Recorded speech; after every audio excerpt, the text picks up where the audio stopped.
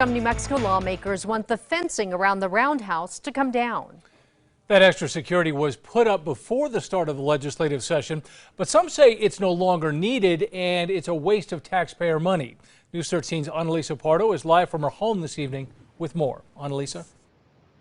Dean and Jess, House and Senate Republicans want that fence to come down, saying it's a way to start to bring back a sense of normalcy. Calls tonight from Republican lawmakers to remove the chain-linked fence surrounding the Roundhouse in Santa Fe.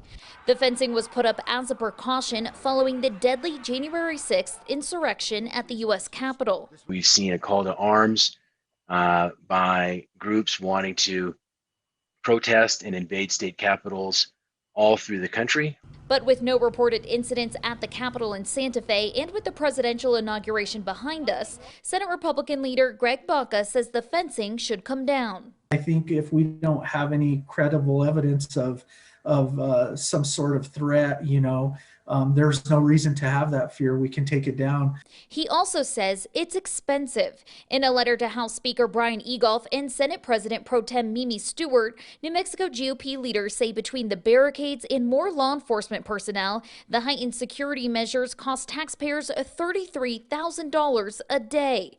But the director of the Legislative Council Service says they won't know the final cost of the heightened security measures until the end of the session. Every dollar that we spend in Santa Fe is a dollar that has been earned by a taxpayer and paid into the government.